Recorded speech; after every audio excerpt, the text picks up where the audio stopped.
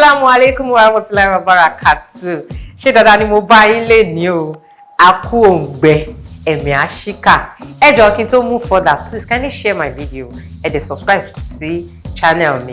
Kẹ́ ṣe kíni, kẹ́ bá mi fún ní báyìí. That thumbs up exactly. So kí ni mo mú wá fún yín lénìí? Without further ado, kí má bàa dènà pẹ̀lú kíákíá. Àwọn ni mixed fruits.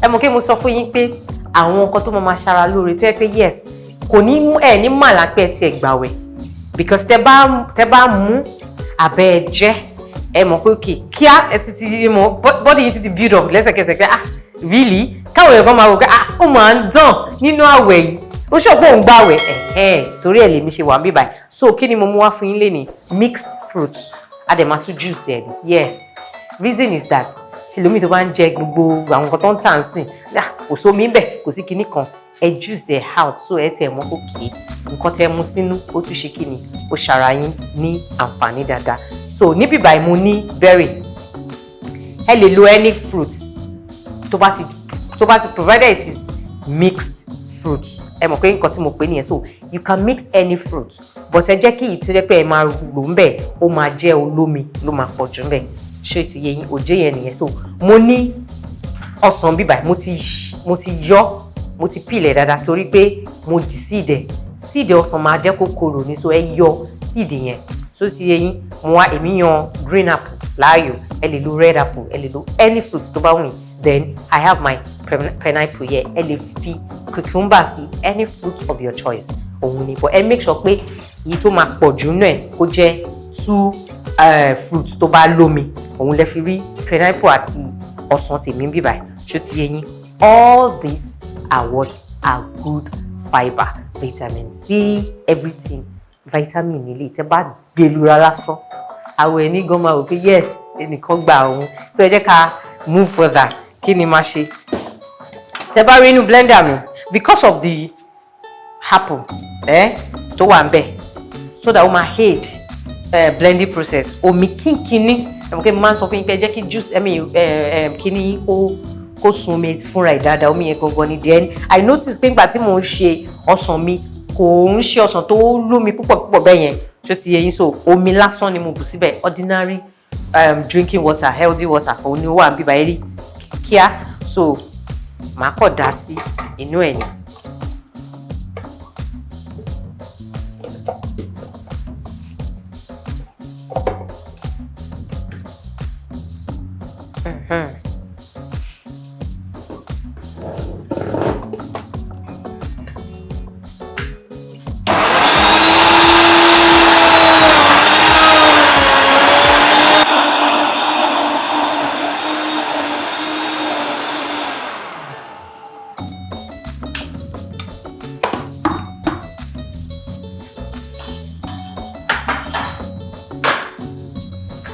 So because it is mixed fruit ṣó yé yín ẹ fẹ́ máa jẹ́ kí gbogbo àwọn particles yẹn fruit juice ẹ̀ la fẹ́ gbé síta so ẹ jẹ́ ká rọra sieve it out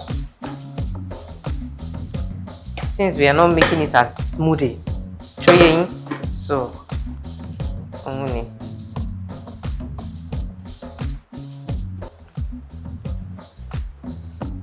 Tẹ́ bá ní ṣé cheese cloves ló ń pè tó fi máa ń ṣẹ́ ògì ẹ̀dá sì kẹ́ fún síta all well and good.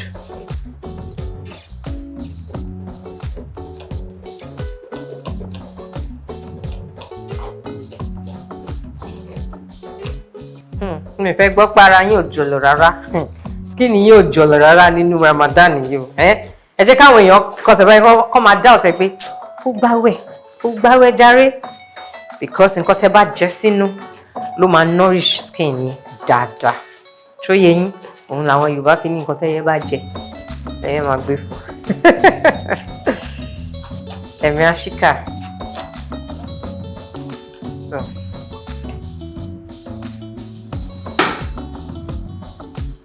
fibre yẹn tí mo ń ṣe kúrò yìí ẹ lè fi ṣe smoothie ẹ dẹ̀ lè kó jẹ especially ẹni tó bá ń kó lọ sí toilet wá fi pé mo really pé bloated ẹ kó jẹ All these are just natural.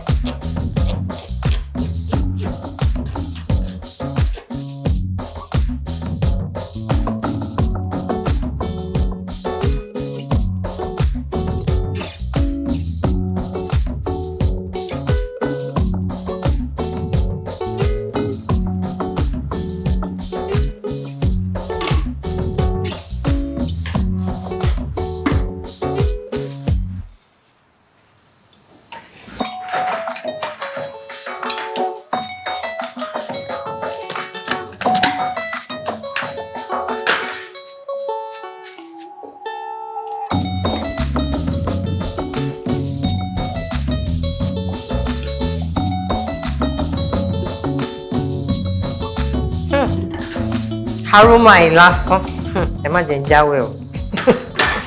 So mo yìí máa ń sọ can either go and preserve it like this in the fridge or freezer yín fún ìrọ̀lẹ́ fún ìṣínú. So or then ẹ serve ẹ báyìí.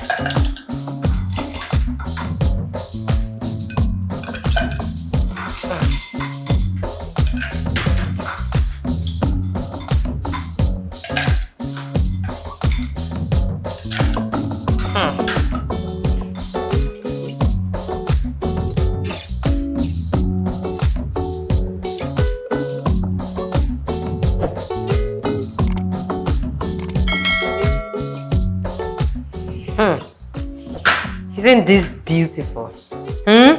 Sherry, imagine jayin láwẹ̀ o. So can make sure pé ẹ recreate ele ní ìrọ̀lẹ́ yìí. Bẹ́ẹ̀ ni tẹ́ bá ti fẹ́ ṣìnú ni kẹ́ kọ́kọ́ gbé lura.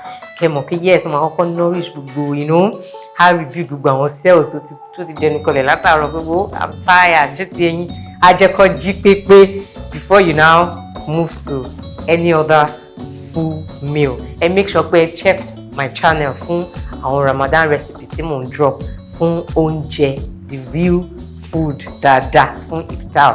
Ẹ máa love ẹ. So èyí tí mo mú wálé ní lélẹ́yìí o. Ẹ make sure pé ẹ recreate ẹ. Ire o lọ́jọ́ gbogbo.